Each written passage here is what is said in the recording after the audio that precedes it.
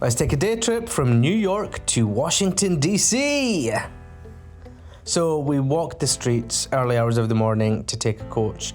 The streets were absolutely dead compared to the night before across Times Square and towards the bus station. We just could not believe the difference in how many people were not around at that time of the morning.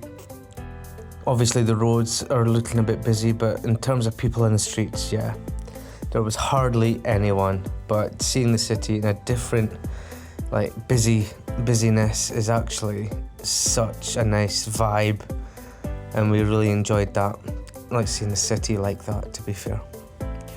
When we got on the coach, it was about 6 a.m. We were all prepared for our 4 hour. I picked up a juice. I don't know why they gave me Kaleb's, but yeah, poor Kaleb, he doesn't have a drink now. So we looked at some of the sights.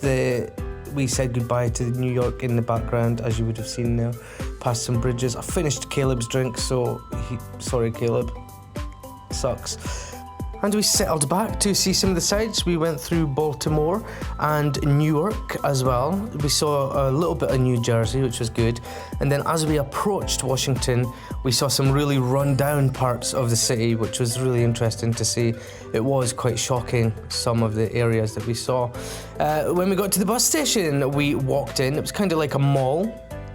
So there was loads of shops and eateries, which was nice. And then as we left that mall, it was actually a really beautiful station area. I was really taken by it, so I just wanted to catch some of that marble and that beauty. I just loved it. It was great. And then I did a bit of a twirly twirl in the entrance, and then we walked from the station, and first sight that we got to see was the Capitol building, which was really exciting. So we did walk down through Washington, past the Capitol building. So we stopped to take some pictures, obviously, and the monuments. And I'll tell you, Washington was so green. There's greenery everywhere. And I got really excited by that bus, my first yellow school bus that I saw.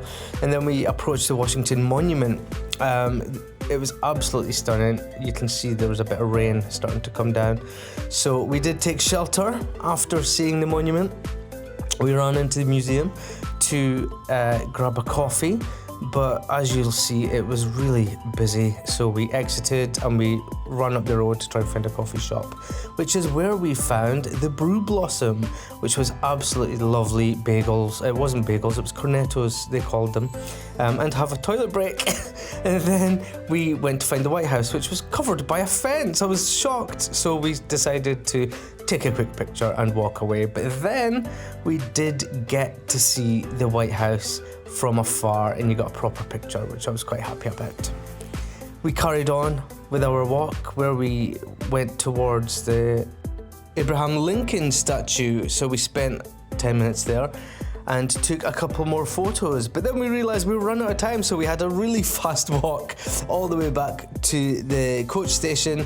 And there must have been an emergency because this horde of US Capitol guards cycled past us, but they were very well behaved because they stopped at the traffic lights, so it couldn't be that much of an emergency. We made sure that we didn't go over the crosswalk whilst they were watching. But with 5 minutes to spare, we did make it back on the coach just after grabbing a quick drink. And I don't know what's wrong with these Americans, but they keep giving me somebody else's drink. This time I got Hayden's.